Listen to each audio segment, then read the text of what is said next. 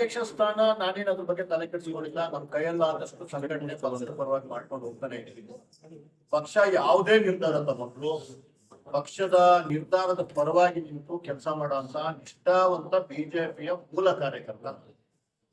ಯಾವುದೇ ಅವ್ರ ನಿರ್ಧಾರ ತಗೊಂಡ್ರು ಅವರಿಗೆ ಮುಜುಗರ ಕೊಡ್ತೀರ ಕೆಲಸ ಮಾಡುವಂಥದ್ದು ನನ್ನ ಬದ್ಧತೆ. ಅವ್ರು ಏನ್ ನಿರ್ಧಾರ ತಗೊಂಡ್ರೆ ನಾನು ಅವತ್ತು ಯೋಚನೆ ಮಾಡಿದ್ದ.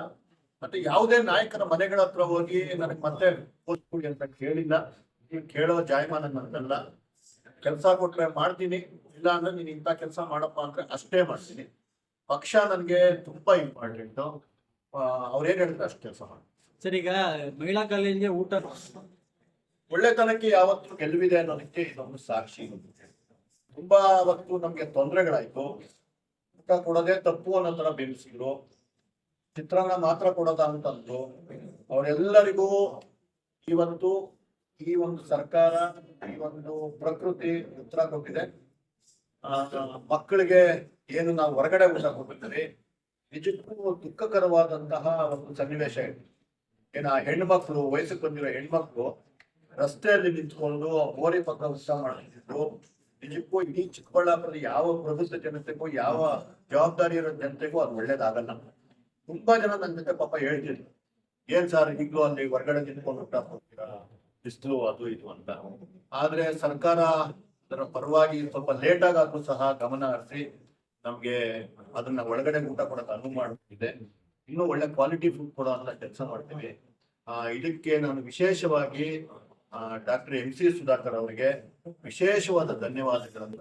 ಎಷ್ಟೋ ಜನ ನನ್ಗೆ ಹೇಳಿದ್ರು, ಏನಪ್ಪಾ ನಿಮ್ದು ಬೇರೆ ಪಕ್ಷ, ಅವ್ರು ಬೇರೆ ಪಕ್ಷ ಯಾವುದೇ ಆಗಿರ್ಬೋದು, ದೇಶ ಕಟ್ಬೇಕಾದ್ರೆ ಯಾರು ಒಳ್ಳೇದ್ ಮಾಡಿದ್ರೆ ಅವ್ರು ಒಳ್ಳೇದು ಅಂತ ಹೇಳೋದ್ರಲ್ಲಿ ಏನು ತಪ್ಪಿಲ್ಲ.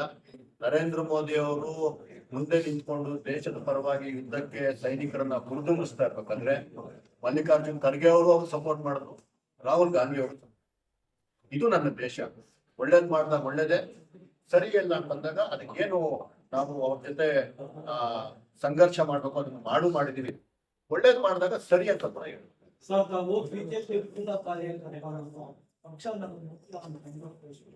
ಈಗ ಬಿಜೆಪಿ ಪಕ್ಷ ತನ್ನದೇ ಆದ ಶಕ್ತಿಯನ್ನು ಹೊಂದಿದೆ.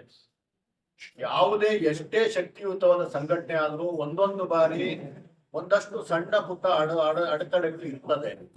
ಅದನ್ನ ನಿವಾರಣೆ ಮಾಡ್ಕೊಂಡು ಹೋಗುವಂತಹ ಶಕ್ತಿ ನನ್ನ ಪಕ್ಷಕ್ಕಿದೆ. ಯಾರೋ ಪ್ರಭಾವಿಗಳ ಕಪಿಮುಷ್ಟಿ, ಇನ್ಯಾರ್ದೋ ಏನೋ, ಇದನ್ನೆಲ್ಲ ನಾನು ವಿಮರ್ಶೆ ಮಾಡಕ್ ಹೋಗಲ್ಲ. ಅದು ಇದು ಬೇಡಿಕೆ ಸಹ ಅಲ್ಲ.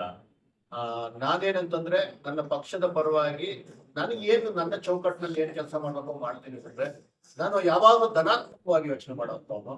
ನೆಗೆಟಿವ್ ಥಿಂಕಿಂಗ್ ನನ್ ಸ್ವಲ್ಪ ಕಡಿಮೆ. ಮುಂದಕ್ಕೆ ಹೋಗ್ತಾ ಇರೋಣ. ಕಾಲೇಜಿಯವರು ಪ್ರಪಂಚದಲ್ಲಿ ಸಹಜವಾಗಿರ್ತಾರೆ.